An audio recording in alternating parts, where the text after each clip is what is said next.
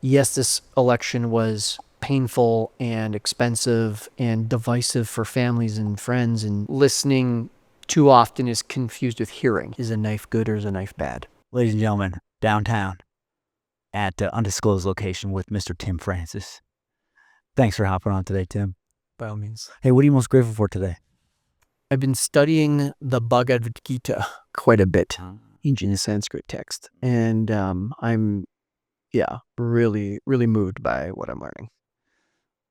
Does anything specifically stand out to you when it comes to something that moved you? Yeah. So at the time of us recording this, we are basically 1 week post-election, 2024.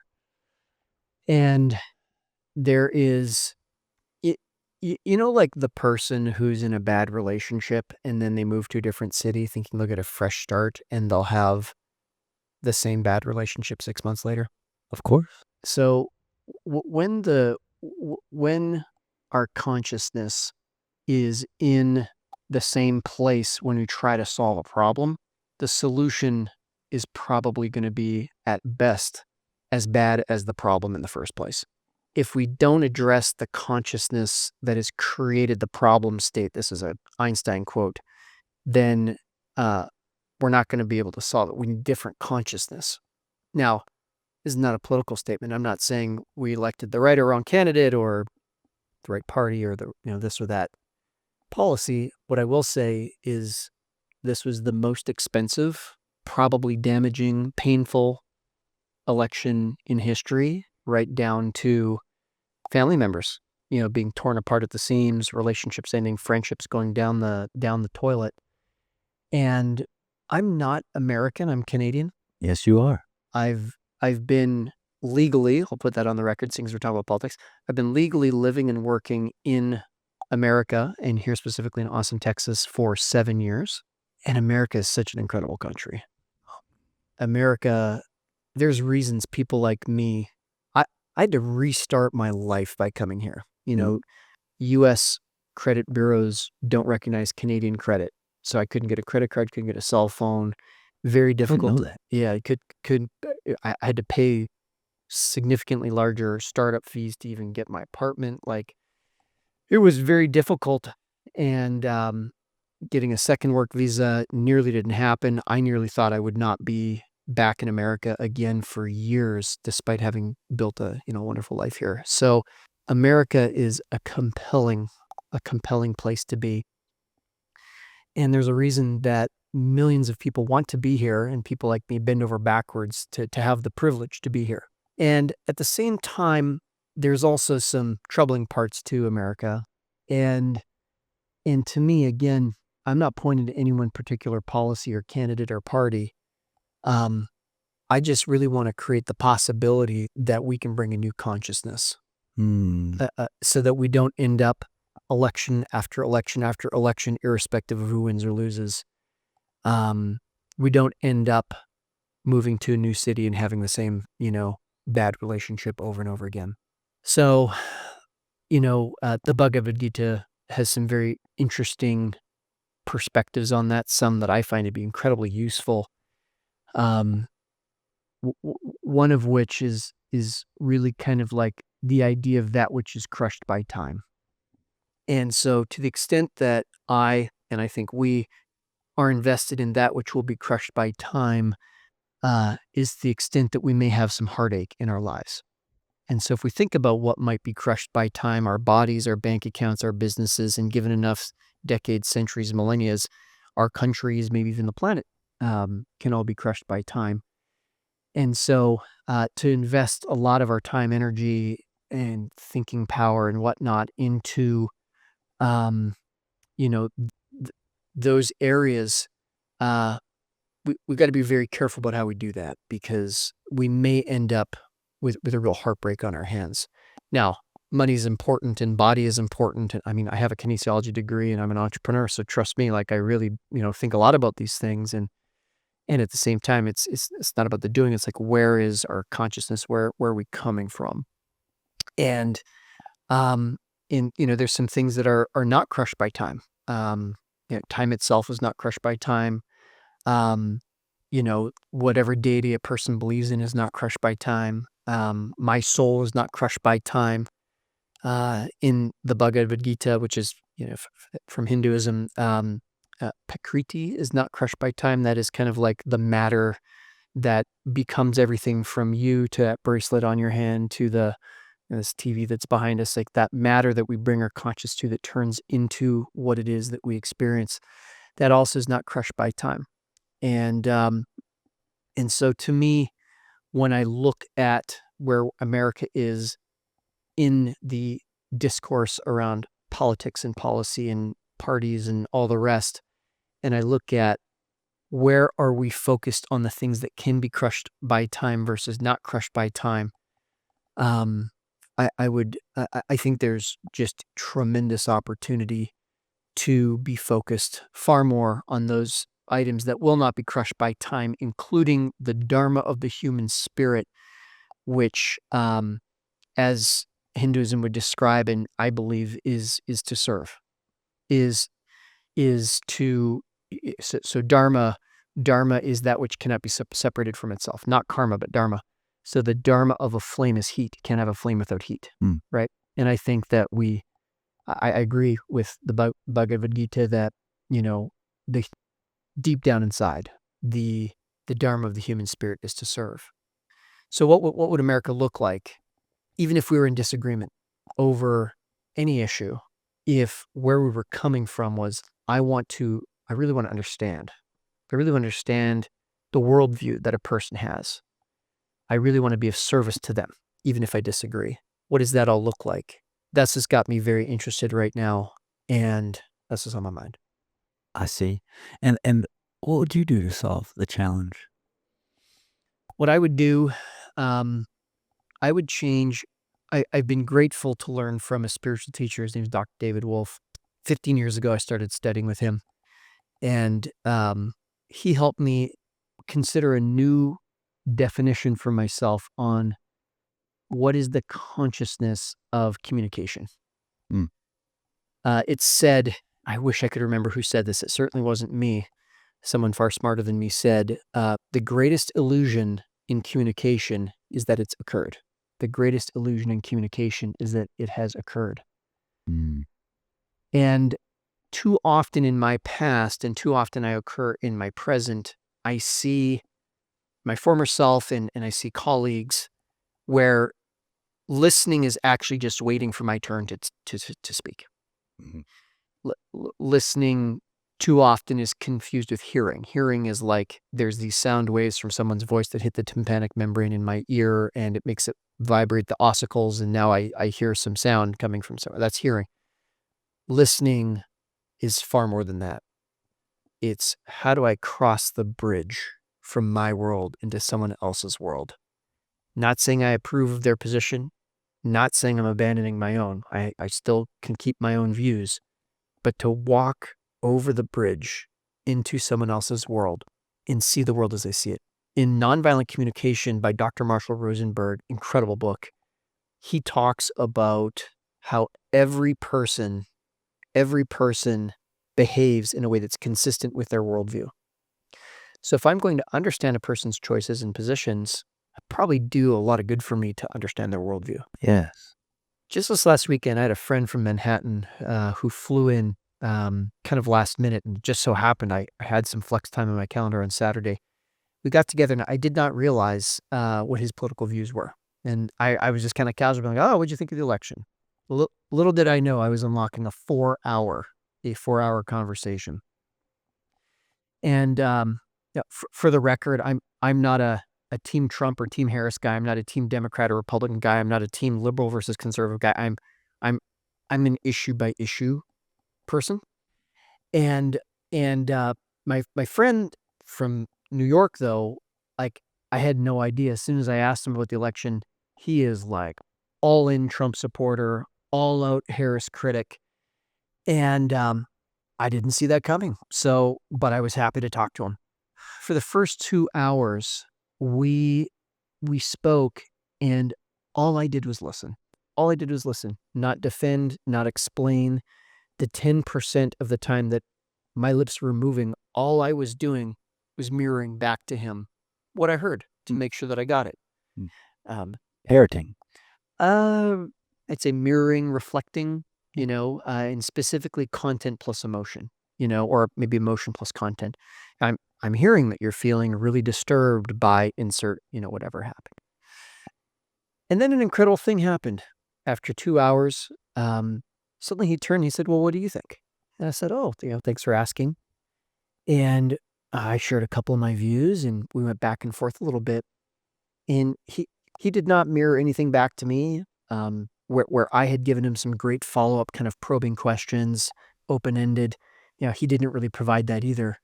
But you know what? By the end of the conversation, a few things happened. Number one, he actually turned to me and said, "Huh, maybe I have been deeply sold by the far-right media, and you've given me some things to think about." And I was like, "Oh, okay." I mean, I wasn't there to convince him. And it wasn't like I was trying to verbal judo him into seeing something differently. I was just walking around his world. Second thing is that I actually felt expanded. Some things he shared, I went, "Oh, I'd never thought about that either." And the third thing, this is maybe the most moving of all, is that we actually felt more connected by the end. We felt more connected. Gave each other a big hug. He went his way, I went mine. So I think if we can bring a different consciousness to how we listen in America, to be committed to walking in the shoes of another person, and a very simple approach is to confirm that we fully understand the other person's position first. Content plus emotion, mirror back. What I'm hearing is emotion plus content. And I think, and this is maybe the harder part, is having the emotional regulation, even if someone is saying something we very much disagree with, to avoid defending and explaining and criticizing or whatever, but rather to hang back. And I think for me, where I was finally able to get past that, no, they're not telling the truth, or that kind of moment, was not by looking at the mechanics of the talking and listening, but rather by leaning into what is my consciousness that I'm bringing to the conversation. Why is moving to this city going to lead to a different relationship, to build on our earlier metaphor? And I can thank again Dr. Wolf. He helped me see that listening is actually helping another person to walk around in their own world. It's actually if you will, kind of like a container I can create as a good listener for this person to walk around their own world, find their own solutions, come face to face with themselves. That it's me getting to see who they are, but actually it's to help them see who they are. And it's like, just by being a good listener, I actually get to create almost like a personal development workshop for the other person on the spot, where maybe they get to go deeper and deeper and deeper into themselves in a way that maybe they don't get to very often, or maybe at all. To understand why they think the way they think. Yeah, and it could be about politics. It could be about a problem at home. It could be with their mom or dad or kids. I mean, I can't tell you how many times I've been in conversations where someone has an upset or a complaint, and it might be with me or it might be someone else. And, the conversation is something like, I'm really mad today. So I mirror that back. I'm hearing you're feeling really mad today. And it's like, yeah, so-and-so said this. And it's like, oh, okay, well, yeah, so you're feeling like, really antagonized because they said X, Y, Z. And then we go back and forth, and the person ends up saying something like, yeah, it really reminds me of my dad. And it's like, oh, interesting. Okay.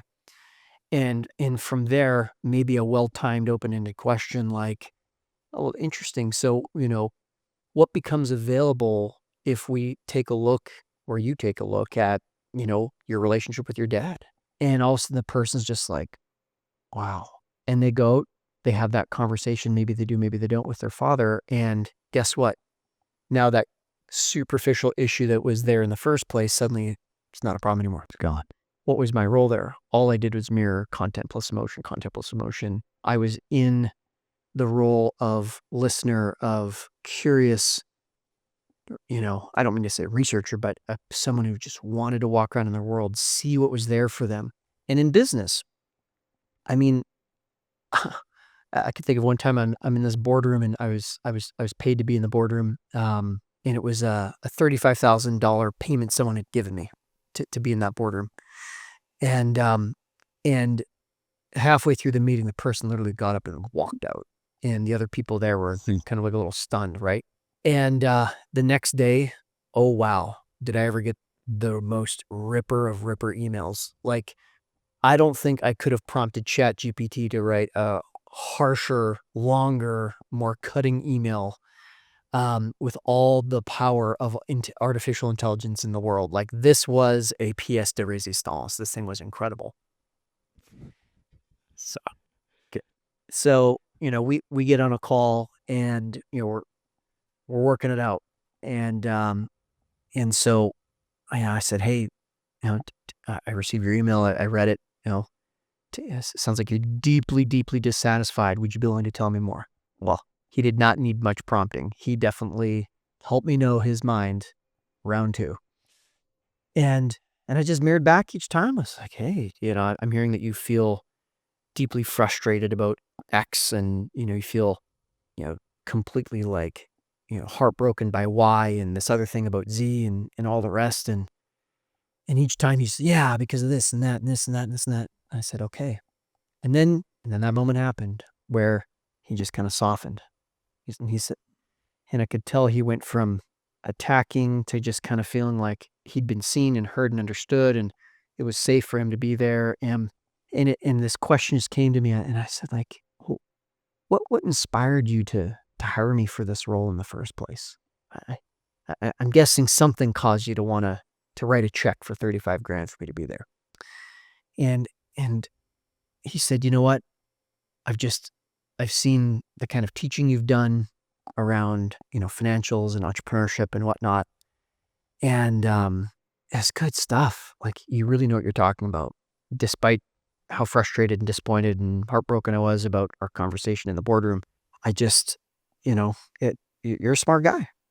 And I was like, okay, well, thank you for that.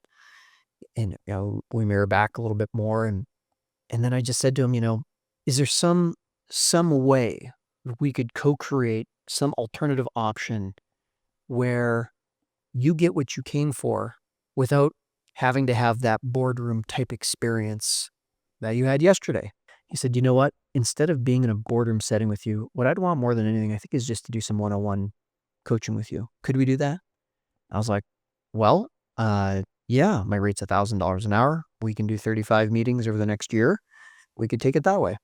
And he was like, I would really, really appreciate that. I said, great. When do you want to get started? We spoke the next week. I ended up, so not only did I end up retaining $35,000, which is definitely very, very welcome, we ended up doing incredible work together. Like, this is part of the pandemic, and we were able to help improve his company's cash cycle and margin such that he was in a very good financial position going into the pandemic. Whoa. Pandemic hits, world shuts down, panics, and now all of the vendors who sold to him were desperate for cash. Because he's in this great position, he was able to say, hey, I'll prepay for a whole year of services for this, and I'll block buy this other thing. And so he got smoking deals. Like, he got like 40, 50% off on all these line items on his P&L.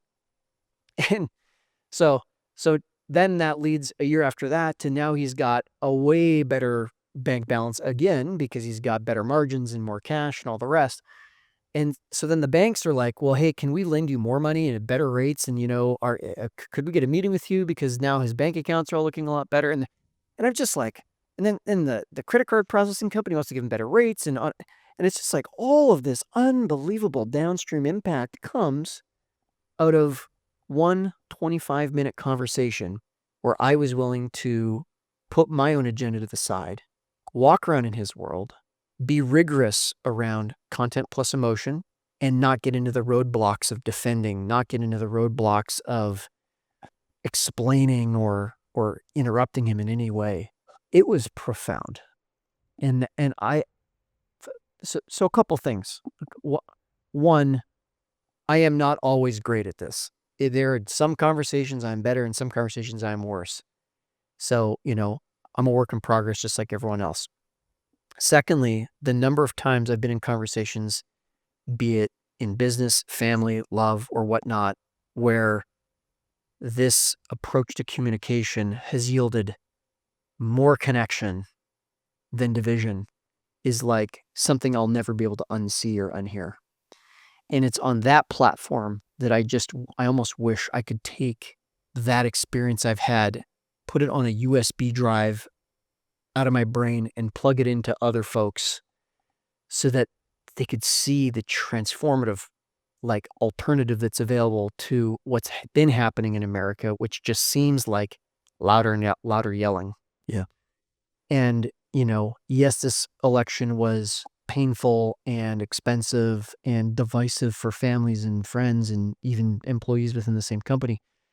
And the crazy and wild thing is it's actually the same as last election, just dialed up. And that election was actually the same, but just kind of dialed up from the election before. So, Albert Einstein talks about how we cannot solve a problem with the same consciousness that created it. And like the person who moves to a different city hoping to get a different relationship, if we don't adjust the consciousness in the first place, we are going to end up with a new solution that is actually, at best, the same as the problem, and at worst, worse. Final example I'll give you on that is Dr. Wolf offered this remarkable little mini case study. He said, a group of environmentalists were looking to really fix air quality. Big, big, big problem. They were really wrestling with this, and it involved governments, and it involved a lot of money and, industry and whatnot. And in this group finally solved it. They would switch the primary mode people got around town to the horseless carriage. So yes, this is not 2010. This is like 1910 that this conversation happened. Well, that's so interesting because here we find ourselves in 2010 to 2020s and 2024 now, and we've got the same problem. And we might even argue that it's even more challenging than before, right? Where whatever the CO2 emissions or carbon monoxide or whatever it is, I don't know a lot about climate myself, but it's kind of like 10,000 times more intense than when it was in 1910.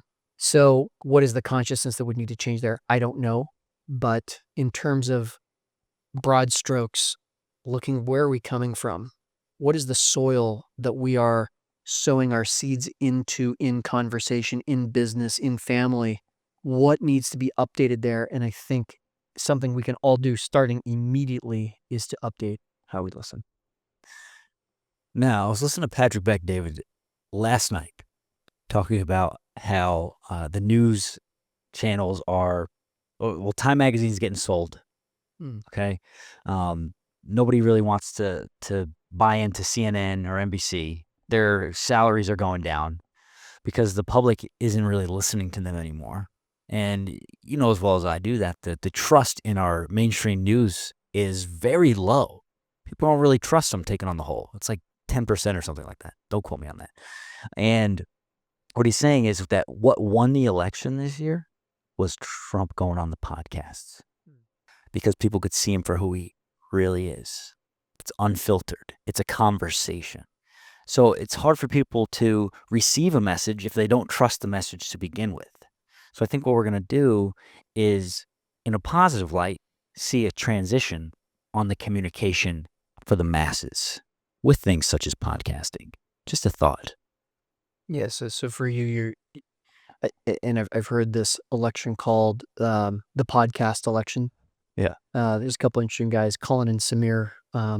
They talk about new media all the time on YouTube, and they went into like what was the total number of hours of that each candidate appeared on whatever podcast.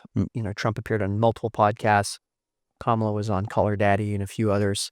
And I think Trump was something like 130 hours and Kamala was like 30 or 40. Like it was a really, really big difference. Again, don't quote me on those exact numbers, but Big stretch. directionally that's accurate. So I think like, how would you describe the consciousness of big media versus consciousness of podcasts? Because if we're going to see a change, I would hope that we would see not just a change in, CNN versus Patrick David that you're talking about, but rather what would need to change in the stuff, in the heart, in the soul of each media that would allow for perhaps an improvement on the public's relationship with media. What do you think? Mm. Well, what I really think about, if we were to implement change, okay, I think that we need to get away from media as a whole. And it would have to start at the elementary level in the school systems. I know that didn't answer your question about the media. I think that our education system is drastically flawed for a number of reasons. What are they teaching us? Treating us like cows going out to pasture, just fit in your little box, pass the tests, compete against one another, instead of collaborating with one another, which is how you actually win in life, right? But how do you do that? How do you get in the minds of the elementary school kids? How do you get in the parents on board with teaching their kids those principles, teaching them proper communication? How does all that work? Maybe just through the media. Maybe if the media shifts their approach towards really bettering humanity instead of just pushing agendas that are money driven all the time. So for you, you're looking at like a wholesale systemic change beginning right with education. And sounds like for you looking at what are the motives that are behind how curriculum is designed and delivered to kids, Mm-hmm. that for you, that's really where it begins. Yeah, big time. Big time. Like think about how many kids slip through the cracks and they just get punished all the time in school. You know as well as I do that it's not the kid's fault that they're acting that way. It's what's going on in their household where they're feeling this pressure or they're not feeling loved, whatever, and then they're bringing it into the school system, right? Yes. So for you, it's like if a kid is acting out in school, that's not, you know, that that's not at the root. That's like more the apple, if you will. And so for you, the root goes far, far deeper than just, hey, little Tommy has to stay seated at his desk. Mm-hmm. That to you, that's actually a symptom. It's not the root cause. Correct. Now, if the media took a bit of responsibility here on personal development, like you brought up earlier, right? And started encouraging that kind of thing for adults or parents to instead of, hey, this is who you should vote for. Hey, instead, this is the person you should try to become. And here's why. And then put the twist on it because that's the way Americans act. So like, yeah, if there was kind of like some kind of curriculum for adults and kids Mm-hmm. that, you feel like more hopeful that that would actually yield a different result rather than saying this candidate or that candidate. Yeah. Yeah. Big time. Mm-hmm. And if you were to pick like what would be in that curriculum for kids and adults that would be substantively different than what is today, what do you think that would include? Yeah. Trauma healing. Mm-hmm. Because we're mostly reactive or driven by our emotions. And if we don't have control over that, we're going to make bad decisions, right? A parent gets ticked off, their kid did something, and they start yelling at their kid. And that's toxic behavior. That's bad energy. Well, so how do we, what ultimately drove the parent to act like that in the first place, right? What kind of trauma do they not have healing from? Why are they off balance? How can we help them get balance? So to take a look at like what's the generational legacy that might be passed down from parent to child, and if we can heal the parent and maybe heal the child as well through addressing those traumas and making them complete or flat or kind of no longer holding any power over the parent or the child, that kind of breaks the domino effect of generation to generation to generation behavior that may not be very connecting in schools or in communities. In theory, yeah. Mm. Yeah, you're going to get some people that still go awry, but that's okay. Mm. Yeah, and I get the sense in what you're sharing that it's like, maybe this wouldn't be a panacea that can solve everything for everyone. But hey, if even a significant percentage, maybe even single digits percentage of people made that step, had access to that kind of education and healing, that maybe that could start a bit of a ripple effect, even if it's not perfect for everyone all the time, like a light switch or something. Yeah, yeah. Well, I think for a good example is the church, right? Not everybody goes to church. Well, a lot of the principles you learn about being a quote unquote good human, what is good, a good human, are learned the church system. Well, if you don't go to church, you're gonna miss a lot of that, right? If you don't read books, you're gonna miss a lot of the personal development side. If you don't have a therapist, you're gonna miss a lot of that. If you don't have parents that talk about these things to you, you're gonna miss a lot of that. So where do you go? You go, I don't know, you just go on the internet and see what you see. Yeah, like when we had a less secular society, and I don't know what the current stats are, but I think pretty much every decade that goes by, on the aggregate, we are less uh, religious than the decade before. Mm, I think, mm. at least compared to 50 to 100 years ago, if you look at the percentage of people who go to church versus not, I think it's less. I think. I don't Sounds know right. for sure. Yeah. Yeah. So if we have less exposure to maybe molding our character, and instead of being in church, we're on TikTok, and the algorithms feed sensationalism and or echo chambers, that it sounds like what you're saying is well, are we how could we be so surprised that we would get such a different maybe character or coping skills or whatnot when we've taken away some of the maybe supports, if you will, and replace them with fast action, social media and whatnot. I think that's what I'm hearing you say. Yeah, exactly. And then when we take a look at a case like Mexico versus America and the amount of school shootings, it's a landslide of a difference. Hmm. So what principles are happening in Mexico that we might not be absorbing here? I'm not familiar with shootings in Mexico. It's Sorry. very minimal, Oh, it's very low. Okay. very low. Hmm. Here, it's tenfold compared to Mexico. Yeah. So what is that? I mean, yeah, we have a bigger population, but even then, right? Something's missing. Hmm. Hmm. Yeah, I'm more familiar with Canada and the U.S.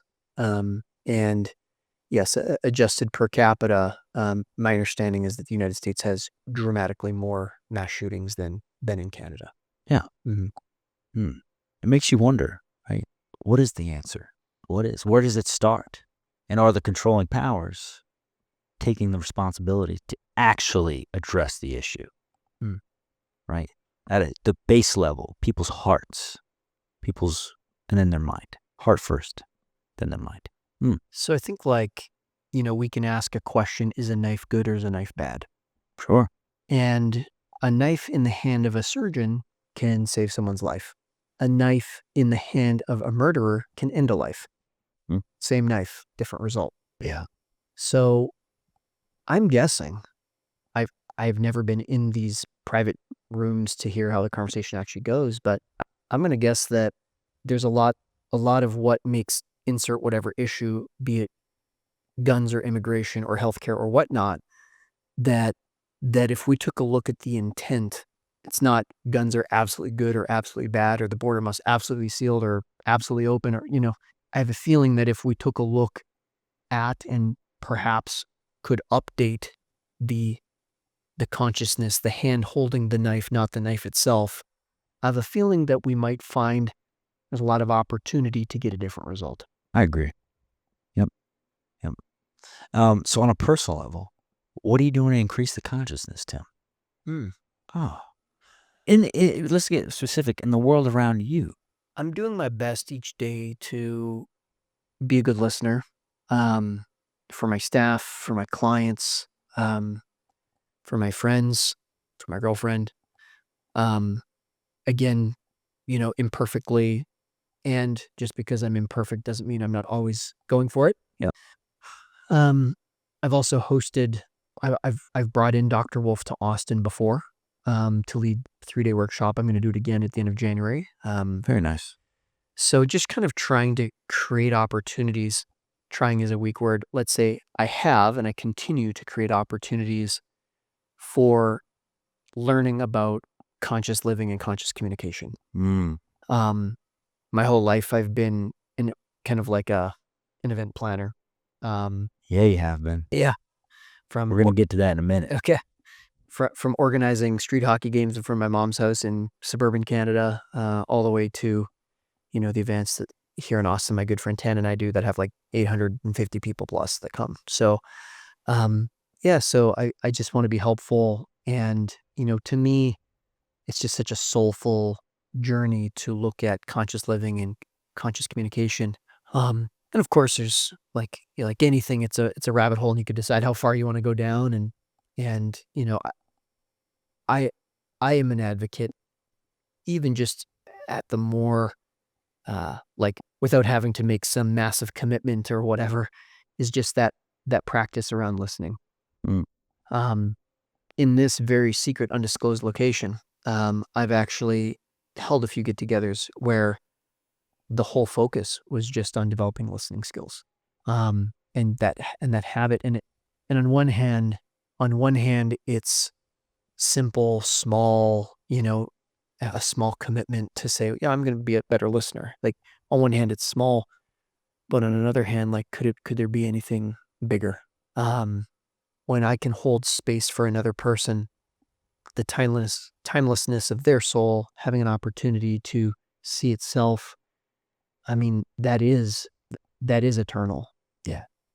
And so I think we can, it's one of those real, like, it's not even 80/20, it's like a 99/1 of, if I can do that for people each day in my life, what is the eternal ripple effect of that? If they feel a little more heard and they're a little happier and they hold the door for someone else, and there's like this real pay it forward effect if we think in timelines that way. But I also mean like laterally in their life. It's like, you know, that example I gave earlier where someone might have a complaint about something, but then they realize, well, hey, if I actually healed something with my relationship with my dad or something like that, all of a sudden, that's not just to pay it forward to other people by paying for their coffee without them knowing it. Like, no, that's like this individual person. Their life is forever changed Yeah. in, Big time. in what's possible for them and how happy they can be and the difference they can be. You touched on intergenerational, kind of the legacy of trauma and whatnot. And that can all come from just being a good listener. Mm. Very powerful message Tim just said. I want to encourage everybody listening or watching to ask themselves, a few words come to mind: patient and present. You can be when listening, right? Focus on those two words. And also really try to step in somebody's shoes. It's a really great practice that we can all focus on today, right now, and watch the effects of what Tim's describing unfold. I think that'll be a great exercise for everybody. And I would just add that Yeah. it becomes a lot easier to do those things when we redefine what listening means. Mm. If if I tell myself I'm patient and I'm not going to respond and I'm just going to be a good listener, but in my mind I'm like, oh no, that's not true, and how dare he say that, and this, that, like, that actually just builds all this pressure inside of me. I become like I'm like ready to burst whenever my turn comes to speak. You know what I mean? Sure. If, however, I take the great tips you've just offered and I combine that with a shift of what listening actually is and does, if I actually believe that this person in front of me who might have criticisms flying at me, if I believe that they are actually the experts of their own lives and they probably have the answers to their grievances and they themselves are on this personal development experience called life, and that's not just when they're in a seminar room or doing something wild like skydiving. You know, this conversation right here, right now, is personal development, is a growth opportunity.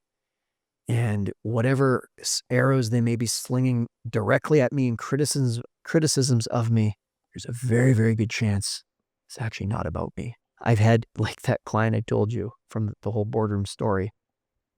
He literally was slinging every possible rock, stone, missile, gun, nuclear bomb at me verbally. And in the end, once he felt received, the single thing he said was, you know what? Maybe it's just not for me. And I was like, huh, yeah. That's when I asked him what could be for him, and he decided to do one-on-one coaching with me and whatnot.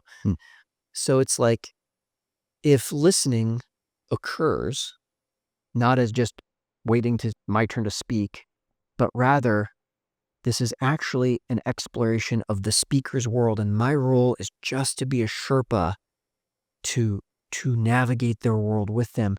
That consciousness means I can hear a lot. I can take on a lot without feeling like I'm about to burst. Yes. Now, that's not to say that I'm completely absolved of any important message. Like, if I'm someone who did not keep their word 15 times last week, I'm not just going to hold space and, oh, this is about you. Like, of course, there might be some valuable feedback for me to consider. A lot of it, though, is other people going through their personal development experience. It's their own spiritual journey. And by listening, meaning that to me, suddenly it's infinitely easier to be patient, to be calm, to not roadblock, and simply focus on Mary. If you were to explain to a fifth grader why that's important to understand the value of listening, how to actually do it, being patient, being present, why do it? So the question is, why put so much intention behind listening? It's a handshake with God. Yeah, we're wired to connect. When you listen well, you connect with others. It's like you're grabbing their hand and walking across the finish line together. I'm not sure how this would land for a fifth grader. Maybe if I developed it, I could get to a better spot. I just think that, the divine is in me and the divine is in you. And we're not so different. Facts. And I've been given this incredible privilege to be here on planet Earth. And for all my talk of spirituality, I'm actually not a super religious person, but very spiritual. And you've been given that same extraordinary, opportunity and, unique roadmap that's different than mine. Yeah. And while the details might be different, it's the same breath of God that's breathed into both of us. So, around the periphery, I could talk about how life is a team sport and, none of us makes it through this thing alive or alone. Yeah. And so, it's like, another Dr. Wolf example. It's like, hey, if I were in a Toyota and said, I'm Japanese, and then the next day I got into a BMW and said, I'm German, it's kind of like saying, I define myself by my body or my title or my business or my bank account or whatnot. Yeah. But it's kind of silly once we say I'm Japanese if I'm in a Toyota and I'm German if I'm in a BMW. So is it about the vehicle or is it about the operator of the vehicle? And I think that soul inside of us, that divine connection, it's about helping, listening is about helping each other honor that divine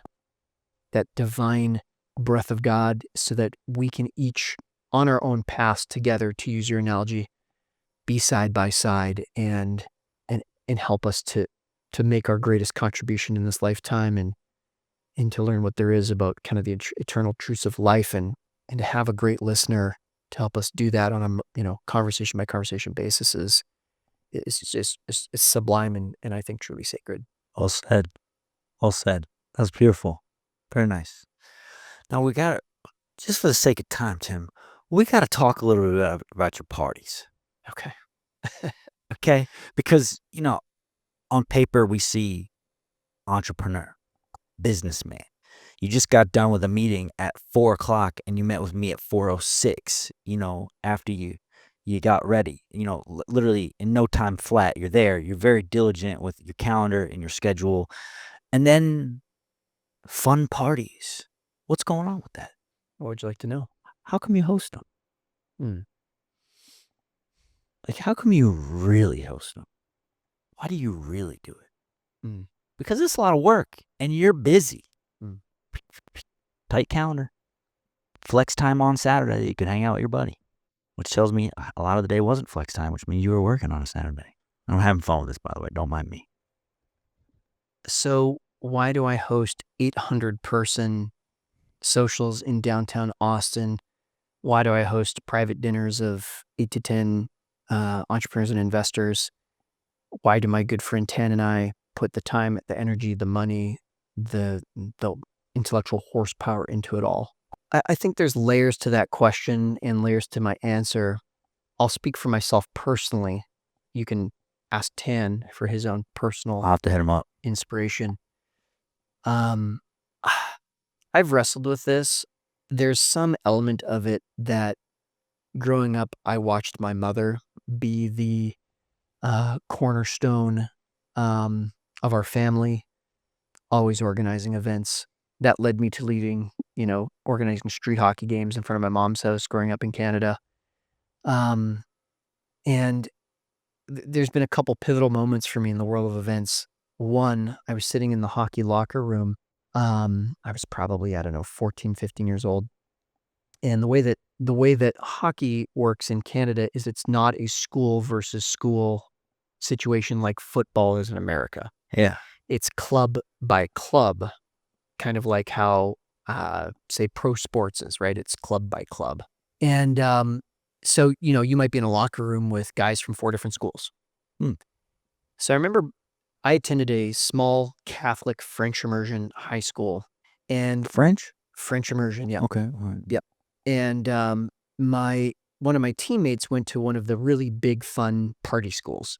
And he was bragging about this incredible ski trip that they got to go on, that my nerd school didn't get to go to because we were just too small and too nerdy, right? Yeah. And I remember leaving hockey that day thinking, why not? Why not? I've organized hockey games in front of mom's house. I've done other things. Why not? Why not us? Right? So I approached the school administration the next day, and I cannot give enough credit to my parents, the administration of the high school I went to, and my college volleyball coach. I played college in the equivalent of like a D2 school up in Canada, indoor volleyball. And the administration, they didn't say no. You're kidding me. They said, make us a proposal that addresses, these kinds of concerns. And so I did that. And I came back a few days later, asked to meet with the vice principal again, and I laid out for her my plans. And she said, she needed a couple days to look it over. But she ended up saying, sure, let's do it. Whoa. So I host this first ever ski trip. 56 kids, I believe it was, or I guess, kids and parents attend. And coming back from that, seeing how happy and how much joy was on the face of the people who came, including some kids older than me, which is like always intimidating in high school. The cooler older kids too were just like so happy. And it hit me how much joy could come from this kind of like skill that I had developed. When I thought about skills, I thought about like cooking is a skill or farming is a skill or being a mechanic and fixing a car is a skill. It didn't really occur to me that like event planning was a skill. It's just kind of something that I did when people wanted to do stuff, probably modeling from my mother. I'll also say that, my insecure 14, 15-year-old saw how I could fit in, saw how I could bring value and have some social currency at school as well through being an organizer. And so I do the first ski trip. It's a smash hit. And I run for student council the next year and I lose. And I'm crushed because I'm like, yo, that ski trip was awesome. Let's do it times 10. Yeah. So I went back to the same vice principal and I said, well, I didn't win in student council elections. Can we just invent a job for me? And to her credit, she was like, sure, what do you have in mind? And so I made a list. I was like, well, I want to go on these 6 ski trips, 3 to the Canadian Rockies, 3 locally in Edmonton, Canada, where I'm from. Um, and to the Rockies, I want to go to Jasper. I want to go to Banff. I want to go to these amazing resorts. Then I also want to do intramurals where we have street hockey or floor hockey, I should say, in the gym, from this month to that month. And we have 3-on-3 basketball that month to that month. And then also, if our hometown team, the Edmonton Oilers, makes it to the NHL playoffs, I want to book a big school bus, and I want us to buy a block of tickets. Yeah, like I want like 40 tickets, Yeah. group buy, and then we can sell those tickets to the school, put them on a bus, off we go, and we can cheer on the Edmonton Oilers for the playoffs. And she looked at all that. She was like, "Okay, well, let's start with the first one, then just see where it goes." It's momentum. Yeah, exactly. And maybe not make the big commitment just yet with this 14, 15-year-old kid who's all full of vision. So, but she didn't say no. She said, let's try the first one. Let's see what happens. And from there, just one event led to the next. And that whole year was just magical. So I saw a lot more of those things I first experienced. I saw the joy it brought others. And from a pure, just like survival perspective, it gave me social currency in the school, that I was a valuable guy to my community. So then 12th grade came along and I wanted to run for student council again, but I had a new problem. My girlfriend also wanted to be president. So we actually ran against each other. And it was a tough campaign. Let's just say that. It was a tough campaign. And I ended up winning. And, my vision for the start of your pep rally was I wanted to get the local police SWAT team to come down from the rafters while smoke was filling the gym and what? Strobe lights are going off and this whole industrial Mission Impossible vibe. And I took that to the same vice principal. And she looked at me kind of in disbelief for a few seconds. And she just was kind of like, well, I don't know that we can do that. We've got a 220-pound SWAT team officer with 40 pounds of gear coming down above a, 98-pound 10th grader. I don't like the insurance profile of that, is more or less what she was saying. She's like, but come back to me with a different proposal, something that might split the difference between a normal pep rally and what it is you've got in mind. So I walked away from that and I learned a very important lesson.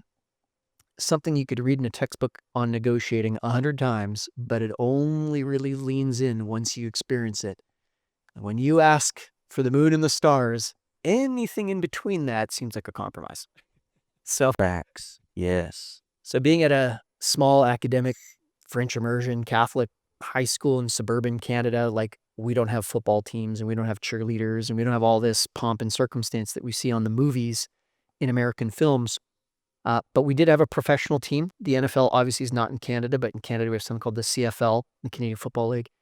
And so I actually went to our local football team. They're called the Edmonton Eskimos. And I asked them what it would cost for us to rent their cheerleaders for the afternoon. You have all these professional cheerleaders doing tumbling lines and aerials for our high school pep rally. And it was surprisingly affordable. So I went back to the vice principal. I said, okay, I have a counter proposal. No more SWAT team, no more Mission Impossible, no more industrial vibes, no more dry ice and fog rolling through the gym. She's like, okay, this is a good start. This is a good start. What's your counter proposal? Which really was a counter proposal to myself. Smart move on her behalf.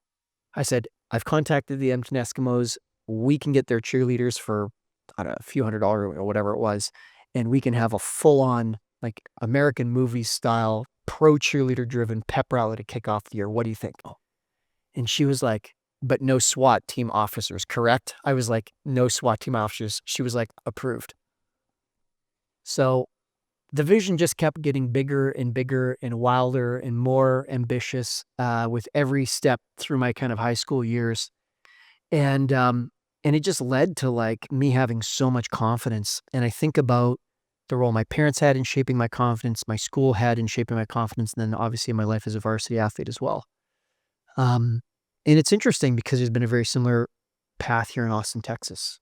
The first dinner that I hosted here, A, I wanted to bring people joy, and B, I had zero social currency in Austin, Texas, and I needed to survive in this foreign country where I did not have, credit or stature or a business or anything stateside. is a very naked and vulnerable feeling to be, 34, 35 years old and starting over. So I turned to what I knew best, which was to just like host people, have events, connect them to each other, build community. And one dinner turned into two. And Tan and I started doing these private dinners for entrepreneurs and investors every other week. We did it every other week with 8 new guests for 2.5 years. So we had 400 different entrepreneurs and investors come through. All had like 6-hour dinner experiences. And at the end of every one of those dinners, we did something called the Big Ask, where every person around the dinner table had an opportunity to share something that they were looking to accomplish, an important goal. And it could be business or it could be personal. It could be, hey, I'm looking to speak on more stages, or I'm looking for a mentor, I'm looking for an investor. But it could also be, I have this health issue I haven't been able to solve. One couple had a desire to adopt kids and wanted to meet other families who'd already been down that path. So it was just all over the spectrum in terms of what really mattered to people. And Tan and I always operated from the place that whatever you're looking for next is just an introduction away. Mm-hmm. And so we baked that right into our dinners, where it was the last part of dinner was always this big ask, big offer part of the dinner.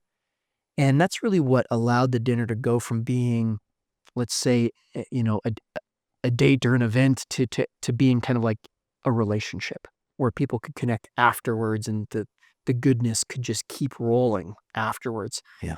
And we ended up even creating a secret Facebook group that was for all of our alumni. And so even the alumni could meet each other, even if they weren't at the same dinner. And it became kind of this thing like, oh, I was at Skyline dinner party number 45. Which one were you at? Number 23. And there's kind of this whole cool kind of community emerged. So it's funny how much, like, I kind of feel like downtown Austin is really just student council all over for me again. The campus is a little bigger and the budgets are a little better, but it's kind of really charming and hilarious, really all at the same time. How much that same thing of seeing joy in people's eyes and also just like survival, honestly, as the new guy in town. And I think it's just gotten bigger and bigger and bigger with every year that's gone by, up until, what Tan and I do with our theme parties. For 4 years in a row, we've done like an all white party. Yeah. Everyone just nails a dress code every year. It looks so good. And to have 850 people at this most recent event, the 4th annual, just in June of 24, May, June of 24 here. At one point I looked at 10 and I looked around the event and I saw everyone all dressed up and we've got a DJ going and all the effects and all the people. I was like, man, we officially live in a music video. Like life is officially a movie. Like, how did we get here? It was really, really cool. Now, you said money. You said budget. Mhm. Okay. I think we got to talk about that a little bit here. You're not paying for all this out of pocket. Thankfully, there's ticket sales. What's the play with the financial piece? Are we just looking to break even and have everybody just have a good time? Are we looking to profit when we host these events? Are we in the red when we host these events? Is it okay if we talk about this at all? Oh, okay, cool. Yeah. So, what have you learned when it comes to the financial side of event planning, or what's important to you? You, Tim. Can you do a quick time check? I just want to make sure. Yeah, 100%. Yeah, we're looking at. I'm glad you brought that up. 5:24. Okay. I've got my next thing's at 6. Okay. So I just have to be upstairs by 6. I got to wrap up soon too. Okay. That's great. Good. Yeah. I also wanted to leave you some room so you could edit, if you needed to edit this part out. So, in terms of the financial part of the dinners and the events and all the rest, yeah, we front some money, and it started with fronting, $1,000 for a small event, and now we're at a point where we're fronting tens of thousands of dollars for events, literally. And for the larger format events where we sell tickets, it's like there is no guarantee that we sell a ton of tickets. Okay.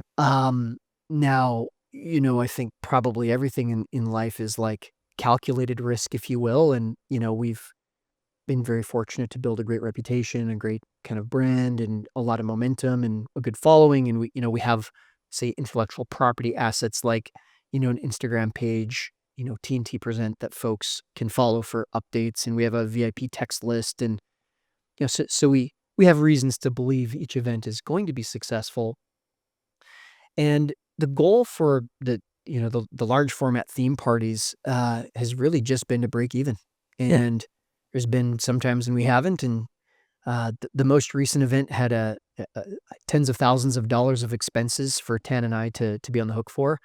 Um, and at the end of the event, our profit was $300. We we just covered expenses with ticket sales. So, a lot of people have said to us, "Why don't you have sponsors? And why don't you like make this thing really perform financially?" And it's like, well, we both have other businesses. This isn't our main business. I mean, if someone wanted to like emerge from the ether and offer to sponsor, I'm sure we would entertain it. But it's just it all takes time, energy, and money. And Tan and I think I think I can speak for the both of us. Really feel like our main businesses is probably where we should be focused on generating sales rather than being super concerned about generating sales of like sponsorships for a theme party or something like that. Sure, sure. And Gary Vee said it best that the real currency of life is the relationships that we have. So put the finances aside. Something tells me that if you don't make money, it's okay. It is okay. Why? Because you're bringing people together. You're building your social currency. You're having a great time putting in the work because you're getting connected with people. Yeah, I think like in my career I've lost a lot of money and and made a few dollars along the way and so I'm probably not in a position to say like, oh yeah, I can just throw 30, 40 grand at a party and no big deal. Some people could. Philosophically, I struggle with that. So, we do want to be fiscally responsible along the way. In my life, I also was a touring drummer at one point for 6 years, and so I've been on the stage, and and now I'm in the kind of the more production behind the scenes spot. And I think the biggest thing, circling all the way back to other parts of our conversation, is like, what's the consciousness that I have and we have as you put on these events? Um, I know that hospitality, it can be a little bit of the Wild West, man. You know, you get a lot of alcohol involved in certain situations, perhaps other intoxicants. Oftentimes people are participating late into the night, and so maybe their judgment is not what it would be in the middle of the day. Perhaps there's a lot of, emotions that run, if there's who knows what social dynamics happening in the room and whatnot. And so, you know, um, I think that that whole cocktail, it's such a heightened experience. We get the music going and the lights going and all the rest. That whole scenario can be so wonderful, and it can also be so horrible, you know? And so it takes, I think, like, for example, I don't drink at our events. And if I've seen Tan have a drink or two at our events, like it's just a few, it's nothing major. And I think it takes, you know, um, shepherds of the event that are really committed to service. Uh, and so far we've been successful at doing that, I think, and our attendees, I think, would agree for the most part. So I think to me, it's like when I was a drummer, there was a part of me, man, that I was like, no, I just want to like get as much attention as possible. I want to find the hottest waitress and tell her to pour a beer down my throat while I do a drum solo so I can be as Tommy Lee as possible. It was about ego. It was about, did I mention ego? And and that can't last, That can't last. Nope. Um, at least it didn't for me. So I just think that I've been in hospitality/entertainment as a drummer when I was in it for, I would say, lower mode reasons around ego and attention. And I'd like to think that I've been able to elevate since my days as a touring drummer and bring a spirit of service. That's the word that was on my mind before you said it. Yes. Um, this last event, it was kind of interesting. We had 850 people there. Spectacular night, like living in a movie. I was there, and folks, it was amazing. I took a picture in my all-white outfit in front of an all-white McLaren. It was cool.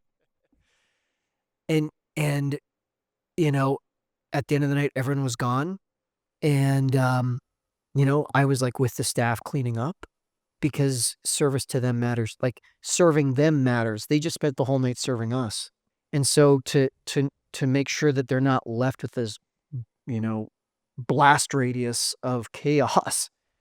That I'm not being a bad teammate by leaving things behind that now we got to coordinate who's going to pick it up tomorrow or the next day. And then making sure to speak with the venue owners that were very clear on like, you know, what money is owed. And I always ask the bartenders, like, did anybody stiff you? Like, do we need to cover for any drinks that were not paid for? I asked, like, were our guests polite? Were there any energy takers there? If so, could you give me a description of who they are? Like, This is really good, what you're saying here. This is really good. It's the details. well, yeah. So Tan and I, we've hosted probably at this point more than 50 of these private dinners to talk about smaller events. At the end of every single dinner, we actually do something called a retrospective. So that's when you simply say, looking back, what worked, what didn't work, what could be better. Mm-hmm. And in the earliest days when we were so new at hosting private dinners, I mean, there was a lot that was needed, a lot of improvement. And we're asking questions literally like, do we get a chef or do we cater it or do we cook? Like, I mean, these are pretty big building blocks of an event that we didn't know. And so sometimes our dinner would be 4.5, 5 hours, you know, from the welcome to the main program to the more kind of after hours part. And we would stay up from like 10 p.m. until 3 in the morning. We'd be up another 5 hours just deconstructing every single piece of the dinner, both the pre-production, the in-production, and post-production. And it's like, hey, we noticed that the people who are the most successful say the least when they're introducing themselves, and the people who are the least successful say the most when they're introducing themselves. What could we do to bring some equilibrium to that, right? Like questions like that. That's good. And so we're like, oh, well, we should have an intake form before the event so that we can, you know, get a sense of people. And then, oh, wait, what if we actually did the introductions? Because people oftentimes feel awkward introducing themselves in front of a group. How can we remove friction from folks trying to like figure out where to park and where can, yeah, what requests did we get tonight or what did we observe that like created some friction for anyone? And so just through those conversations, it's like, hey, our dinner would be better if we had those little scope bottles that you see at resorts. Can we find like a restaurant supply store that gives you the little single serve scope bottles? So we found those. We got organic and non-organic tampons, you know, so there was just no friction there for anyone. Tide pens, you know, after dinner party 36, someone spilled some wine on their, you know, their pants or whatever. The best of all is at this one time, a girl had an eyelash emergency where her eyelash fell off. Oh, no. So I went, you know, the next day I went to, you know, my circle of female friends, said, what's the best eyelash glue? So on I went to Amazon and I'm buying eyelash glue and we've got it now, you know, in our little kit in the bathroom ready for the next eyelash emergency that might happen. So, which introduces a pretty funny scenario when, you know, my girlfriend came over for the first time. And she's like, huh, Tim, you seem awfully prepared for women. You know, you've got organic and non-organic tampons. You've got eyelash glue. Like, No. is there something for us to talk about here? So yeah, that was pretty funny. That's awesome. Yeah, it's like, no, I swear I host a lot of dinners. Yeah. So yeah, you know, but all of it, you know, all of it, I think with all, whether it's the smaller dinners or, you know, the large scale events, in my heart, and I believe in Tan's heart as well, is this spirit of service, of wanting to create magic and to give to give from our hearts an extraordinary evening. Right. Not a like, hey, 15 people are getting together on a rooftop bar, which can be magical in its own way. But I mean like, no, like something where it's like, oh wow, like this is a piece of art where every detail has been considered, and these guys have really pushed push their own envelope to be their best. And to me, that comes all the way back to like, what is the handshake with God that I've made around fulfilling my potential in this lifetime and being all that I can be? Tim, First off, this podcast is called the Elite League Podcast. Okay, we take folks that do things at an extremely high level. It's clear that you take event planning at a high level, and I think it's driven by passion to come from service, to connect other people, and live a great life. Yeah. So thank you so much for coming on as a participant in maybe 3 of your events so far, maybe more at this point. I thank you for this time, big time. It's huge to have you on today. How do people get a hold of you, or maybe the Instagram, Yeah, I or mean, if whatever you're willing to share here? yeah, if folks want to stay in touch with Tim and Tan events and perhaps join you, Greg, at an upcoming event, Yeah, let's do it. we have an Instagram page. It's at T and T Present. So the letter T, the word and, the letter T, and then present. And on there, there's actually a cell number you can text to join the VIP list. And the VIP list is where we first announce tickets and events. And then on that same Instagram page, there's a link to my own Instagram. If someone wants to follow through to Real Tim Francis is my Instagram handle. Happy for people to come find us that way. And now you're taking clients for your business right now. Yeah, so I own a company where we hire executive assistants, and we only hire executive assistants. We only hire assistants that are located in the U.S. and Canada. Okay. We don't hire overseas. And we only work with entrepreneurs that are ready to kind of go pro with having the right kind of right-hand confidant, trusted assistant who can do things like take over their email inbox and calendar and travel. And if someone is a solopreneur, being able to support with maybe social media marketing and or client care or whatnot. And so that company is called Great Assistant. The website is called greatassistant.com. Every week I'm doing discovery calls with outstanding visionary entrepreneurs who feel really pinned down in their businesses by the minutiae of the day-to-day. I oftentimes say, we're never going to fulfill our potential in this lifetime if we're stuck in our email inbox all day. Does that right. So let's help free up entrepreneurs to focus on the big stuff, whatever that might be, while at the same time creating awesome opportunities for executive assistants to work inside of businesses driven and created by visionary leaders, which oftentimes is really fulfilling for an EA, especially when the alternative is like working in corporate America, where they really feel like they're just a number and they're not really like kind of committed to connected to the passion and the vision, which is embodied by the entrepreneur. That's really cool. Really cool. Well, folks, you heard it here first. Tim Francis, check him out. Check out his website. Check out his Instagrams. Definitely reach out. Super great guy. Thank you again. My name is Greg Carlson, your host of the Elite League Podcast. Make sure to hit that thumbs up, smash that subscribe. Until next time, stay fired up.